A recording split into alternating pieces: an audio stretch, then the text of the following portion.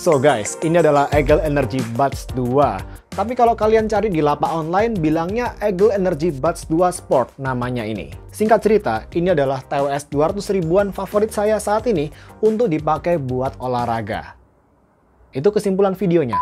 Menyusul kakaknya, si Eagle Energy Buds 2 Pro yang dirilis 3 bulan lalu kurang lebih di harga 400 ribuan. Sekarang Eagle ngeluarin versi budgetnya yang dijual sekarang di harga Rp279.000.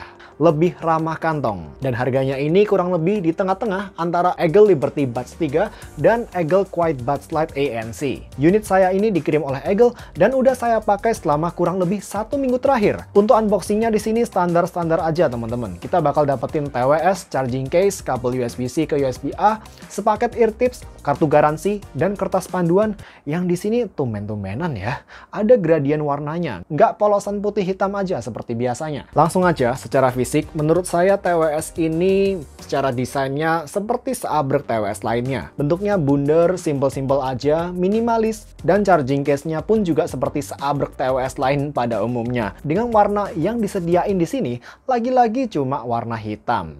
Tapi yang saya suka dari TWS 1 ini, baik TWS maupun charging case-nya, semuanya bentuknya ini low profile, kecil, minimalis, dan tentunya nggak bakal bikin kantong kalian ngecap kalau TWS ini dimasukin ke kantong, seperti Eagle Energy Buds 2 Pro itu.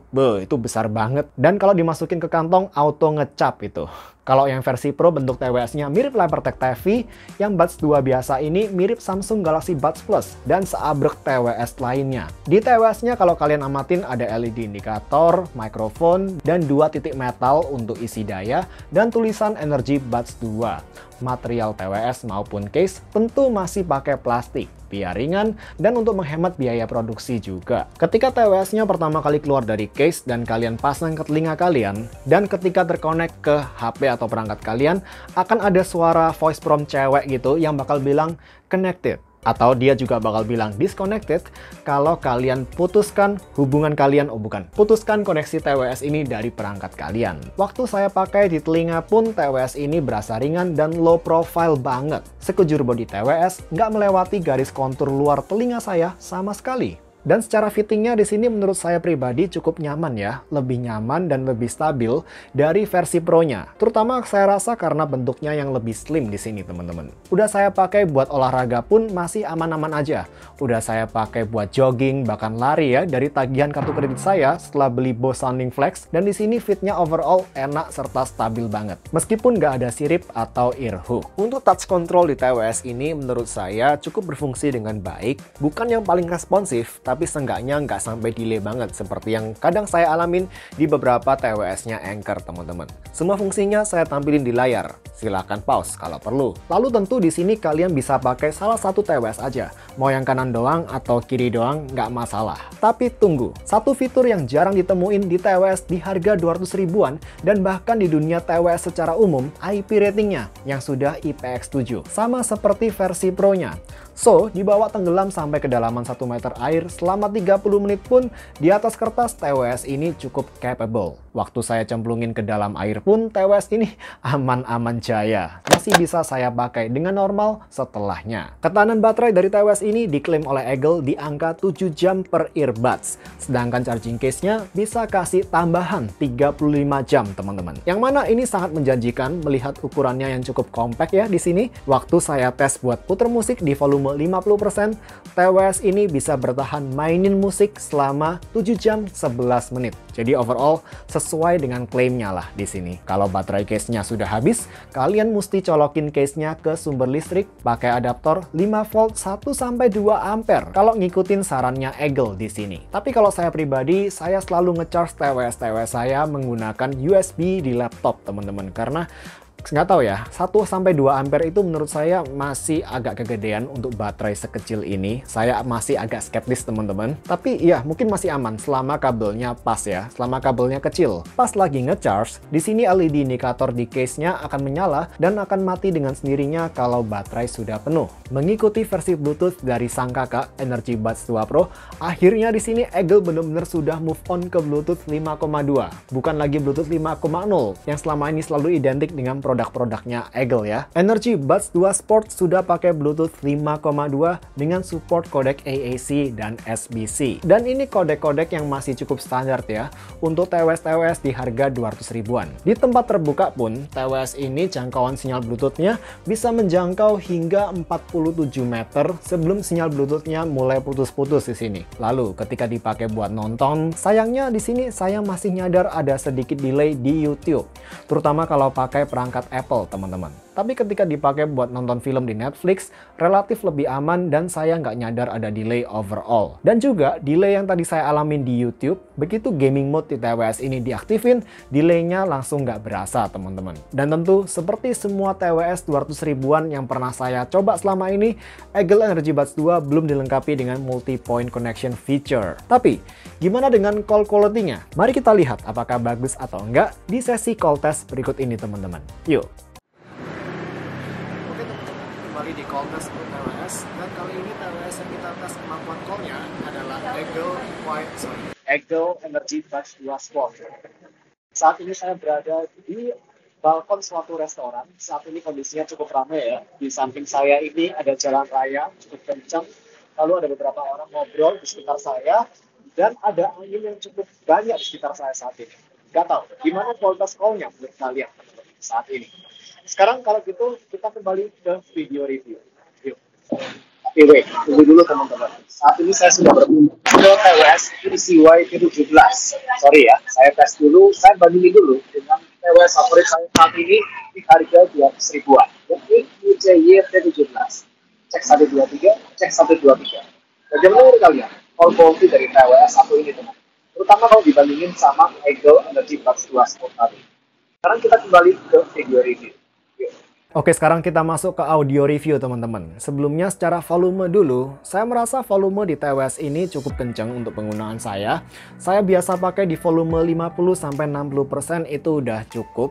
Ini volume yang kurang lebih sama ketika saya pakai kakaknya, Energy Buds 2 Pro. Secara umum karakter audionya menurut saya lebih ke balance ke warm, mungkin lebih banyak ke warmnya di sini, teman-teman. Dengan bass di sini relatif lebih di boost daripada region midrange dan treble-nya. Jadi kalian bisa bayangin ini memang TWS yang agak bassy. Bassnya sendiri menurut saya di sini masih cukup tergolong cukup komplit ya. Jadi sub bass dapet, lalu mid bass dapet, upper bass-nya pun juga masih ada, sehingga overall bassnya ini tebel dan impact-nya ini cukup berasa. Tapi di sini bassnya nggak sampai nutupin mid dan treble secara berlebihan, seperti yang saya dapetin di Eagle Quiet Buds Lite ANC. Yang ketika saya cobain kapan lalu, saya berasa audio di TWS itu cukup dark. Lalu, seperti namanya, Eagle Energy Buds 2 Sport, olahraga.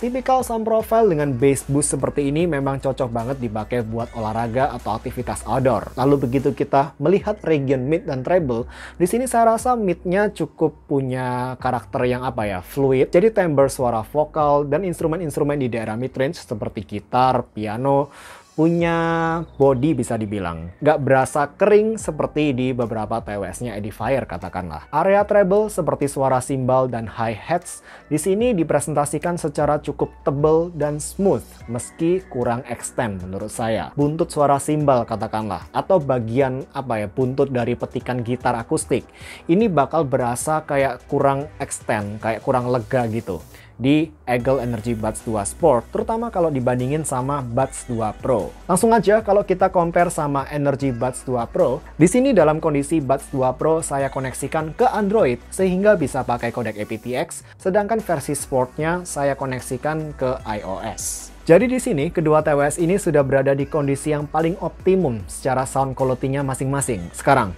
di Energy Buds 2 Pro yang Rp150.000 lebih mahal di sini, kalian nggak bakal dapetin bass impact atau bass yang setebel, seutuh bass di Energy Buds 2 Sport. Bass di versi Pro-nya ini menurut saya terdengar lebih sopan, nggak ada dia berusaha nyikut atau berusaha memakan region midrange dan treble-nya ya. Di sini bassnya lebih mengkomplement dan lebih sopan lah overall bisa dibilang. Tapi buat para basshead, bassnya bakal berasa lebih ngebosenin. Jadi, untuk case olahraga, hanya karena bassnya aja di sini, saya akan lebih pilih pakai Buds 2 Sport sesuai namanya dibandingkan Buds 2 Pro. Namun sebagai gantinya, di versi Pro-nya ini kalian bisa dapetin definisi mid dan treble yang lebih oke. Secara definisi tiap notes petikan gitar atau penekanan tuts piano katakanlah, dan tekstur detail di suara vokal, overall bakal terdengar lebih keluar dan lebih effortless. Buntut atau extension suara cymbal atau hi-hats bakal terdengar lebih keluar, lebih lega, lebih extend di versi Pro-nya teman-teman. So, dua TWS ini punya nilai jual yang berbeda ya. Buds 2 Pro punya mid dan treble yang menurut saya lebih transparent, dan soundstage dan imaging yang overall lebih oke dan lebih rapi, lebih airy juga. Sedangkan Buds 2 Sport menurut saya bisa kasih pengalaman bass yang lebih impactful. Dan secara kedinamisannya di sini nggak berasa flat banget seperti yang kadang dijumpain atau yang lebih dijumpain di Buds 2 Pro. Tapi, sekedar catatan untuk para basshead. Buds 2 Sport ini, meskipun dari tadi saya bilangnya bassnya gede, bassnya lebih gede dari Buds 2 Pro. Tapi kalau saya lihat dari TWS-TWS yang pernah saya review selama ini, untuk harga di bawah Rp500.000, secara kuantitas bass, Buds 2 Sport ini menurut saya masih sedang-sedang aja kok. Karena mungkin di sini saya rasa Eagle mau ngejaga supaya mid dan treble-nya tetap punya definisi, nggak kalah atau tenggelam banget dibanding bassnya. Ya contoh, TWS seperti Anchor Live P2 Mini dan bahkan Edifier X3S yang pernah saya review masih punya bass yang lebih nge-slam, lebih gebok. Tapi reminder juga kalau dua TWS itu dijual di harga yang lebih mahal. Dan menurut pendengaran saya, secara mid-range, Anchor Live P2 Mini ini masih terlalu banyak kolorasinya dan nggak sejernih midnya Eagle Buds 2 Sport. So kalau saya bilang Buds 2 Sport ini buat basshead masih enjoyable, tapi buat para pencinta audio yang lebih balance, di sini mid dan treble-nya menurut saya masih cukup terjaga secara definisinya, dan juga secara quantity-nya nggak terlalu overpowered by bass seperti yang kerap dijumpain